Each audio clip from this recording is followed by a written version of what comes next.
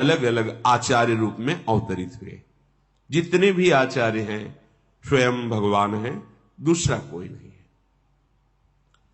जब तक हम आचार्य गुरुदेव की शरण में नहीं होते तब तक हमारे अंदर वो क्षमता ही नहीं है कि जिस भाव से उनका रसास्वादन किया जाता है वो भाव हमारे अंदर आ सके। भावोत्सवेन भजताम रसकाम धेनु। बिना गुरु कृपा के भाव देश में प्रवेश नहीं हो सकता। कल्याण तो हम आपको खूब चीख के कह रहे हैं, आप नाम उच्चारण करो, कल्याण तो पक्का। कल्याण हो जाना और प्रेम स्वरूप होकर अपने प्रीतम की निज सेवा में बड़ा अंतर है, बड़ा अंतर है। कल्याण तो अजामिल का भी हो गया, पुत्र के बहाने नारायण बोला, कल्याण हो गया। लेकिन ये वो मार्ग है जहां कल्याण और मोक्ष की पूछ भी नहीं है, कोई आदर नहीं है। घर घर भटकत मुक्ति बावरी कमल ही को बतरावे। यहां न ईश्वर से मतलब है न मोक्ष से। ये प्रेमियों का देश है वृंदावन। आह भर कर पुकारते रहना, ना लोक की न परलोक की, दूर सृष्टि आदि वार्ता, गति दुर्गति की भी कोई बात नहीं। नरक स्वर्ग अपवर्ग आश नहीं त्रास है। बड़ा अद्भुत मार्ग है। प्रेम पुलकित होकर हर समय उनकी स्मृति में तन्मय। ये जो स्मृति में तन्मयता है गुरु कृपा से मिलते हैं। रेमन रसिकन संग बिन रंच न उपजय प्रेम। बिना प्रिया प्रीतम के प्रेमी रसिकों की संग वृत्ति के प्रेम नहीं उत्पन्न हो सकता। यदि आप कहीं भी अपराध करेंगे तो जिन रसिक का संग करते हैं उन्हीं से आपका दोष दर्शन बन करके वहां से कनेक्शन कट जाएगा, संबंध कट जाएगा। सिद्ध बात है। सृष्टि में कहीं भी अपराध करोगे तो आपके गुरु से आपका भाव कमजोर हो जाएगा और आप पतित हो जाएंगे। क्योंकि यदि गुरु पर निष्ठा और भाव है तो किसी की भी सामर्थ्य नहीं है कि उसका पतन कर सके। न काम की, न क्रोध की, न लोभ की, न मोह की, न मद की, न मत्सर की। बड़ी महिमा है गुरु चरणारविंद के कवच की। पर कहीं भी उनसे अपराध नहीं किया, पर कहीं भी सृष्टि में धर्म विरुद्ध आचरण करोगे तो वो मलिनता सबसे पहले वहां से संबंध काटेगी जहां से आपकी रक्षा हो रही है। क्योंकि अब आपको दंड मिलना है। चाहे जितना गुरुदेव अनुकूल हो और आप किसी भी जीव से द्रोह कर लें, वहीं आपको दोष दर्शन होगा और वहीं आप कई तरह के दोष प्रकट हो जाएंगे। अश्रद्धा हो जाएगी, क्योंकि वो संबंध कटे बिना आपको दंड नहीं मिल सकता। अगर गुरु की करुणा दृष्टि है और आपका दृढ़ आश्रय है तो काल की भी सामर्थ्य नहीं कि आपको भयभीत कर सके। समुझ जे आए शरण ते डरत ना काल डर। ये बहुत सूक्ष्म बात है, इसे पकड़ लेना। गुरु के चरणारविंद में आपका भाव बहुत अच्छा है, लेकिन आप कहीं किसी वैष्णव, किसी संत, किसी भी जीव से द्रोह करोगे तो अचानक आपके अंदर एक वृत्ति प्रकट होगी जो गुरुदेव के दोष भाव में आने लगेगी। चिंतन बनने लगा, नकारात्मक चिंतन आने लगेगा। धीरे धीरे संबंध की भावना खत्म हो जाएगी। बस यही माया की चाल थी, जहां से तुम्हारी भागवतिक ऊर्जा शक्ति बढ़ती, संबंध से तुम्हें प्रियालाल रीझ कर स्वीकार करते, उसी को काट दिया। डरते रहो, कहीं कोई अपराध न, गुरु अपराध की तो बात जाने दो, कहीं किसी से अपराध न बन जाए। नहीं, सबके हृदय में वो विराजमान है। अखंड मंडलाकारम व्याप्तमेन चराचरम। वो जहां से तुम्हारा काम बनना है वहां से अश्रद्धा हो जाएगी।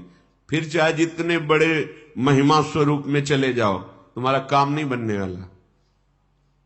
कई ऐसे स्वभाव के जन होते हैं, कई पासे फैलाए रहते हैं। ये ना जीते तो इससे जीत जाए, वो किसी से नहीं जीतेंगे। ये मार्ग है मन वचन कर्म से स्वीकृति।